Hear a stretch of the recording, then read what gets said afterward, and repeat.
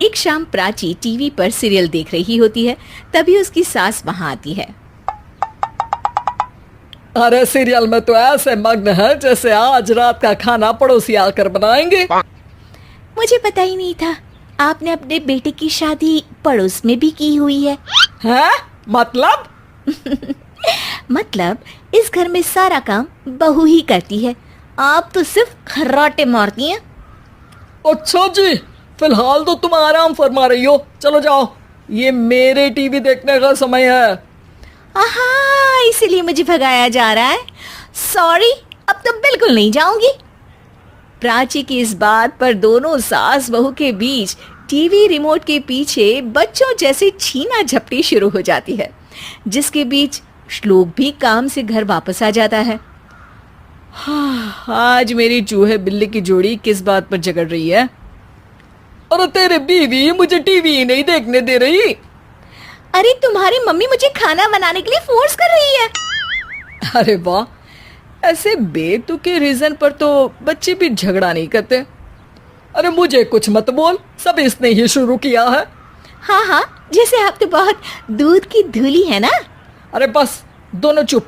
प्राची जाओ, खाने की तैयारी करो। और माँ तुम छोड़ो, तुम्हें क्या बोलूं, शांति से अपना सीरियल देखो, मुझे दोबारा लड़ने की आवाज सुनाई नहीं देनी चाहिए। ऐसा बोलकर श्लोक वहां से चला जाता है, जिसके पीछे पीछे प्राची भी कुछ न कुछ बड़बड़ाते हुए रसोई में चली जाती है। हाँ हाँ, सासू जी को तो कुछ बोलेंगे ही नहीं, बस मुझ पर ही हुक्म चलता है, खाना बनाओ, जैसे मैं इनके घर में खाना बनाने के लिए आई हूँ।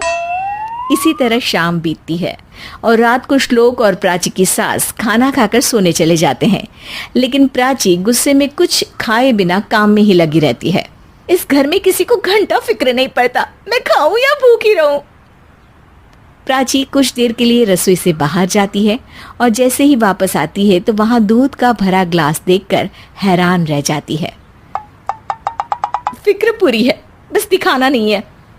प्राची दूध पीकर सोने चली जाती है और अगली सुबह एक बार फिर सास बहू का कार्टून नेटवर्क स्टार्ट हो जाता है। ये तुमने ही किया है। अरे अजीब जबरदस्ती है, मैं बोल रही हूँ मैंने कुछ नहीं किया। दोनों ने मिलकर पूरे घर को पागल खाना बनाया हुआ है। यहाँ कोई नॉर्मल इंसान तो रह ही नहीं सकता, इसीलिए अब पड़ोसी क्या रिश्तेदार भी घर आने से कतराते हैं। और सुन बेटे, तू भी चंगा, तेरी माँ भी चंगी, तेरी बीवी भी चंगी, रिश्तेदार। हाँ जी, आपको नहीं पता क्या, गंगाधर ही शक्तिमान है, रिश्तेदार ही। हाँ हाँ, बस समझ गया। कभी जानवरों जैसे लड़ेंगी तो कभी जुगलबंदी करेंगी। भाई मैं आप दोनों के बीच में नहीं फंसना चाहता। सास बहू की इस मनमौजी जोड़ी से परेशान होकर श्लोक अपना सिर खुजलाता वहां से चला जाता है।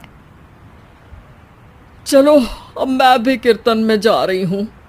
इस पर जैसे ही सास कमरे में अपना पर्स लेने जाती है तो वहां नाश्ते की प्लेट रखी देख मुस्कुराने लगती है और नाश्ता करके घर से बाहर निकलते हुए कुछ पैसे टेबल पर रख जाती है, जिसके कुछ देर बाद सिलेंडर वाला घर आता है।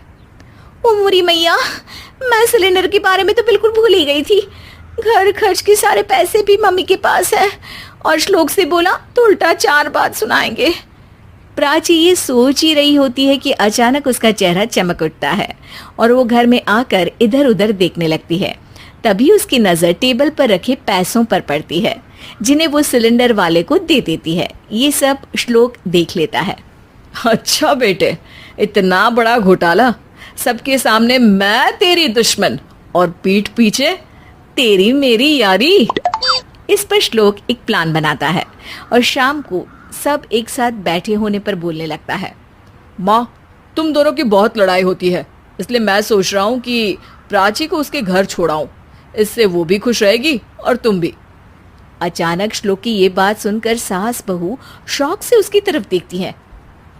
अरे ऐसे कैसे घर छोड़ाओगे, मुझे कहीं नहीं जाना।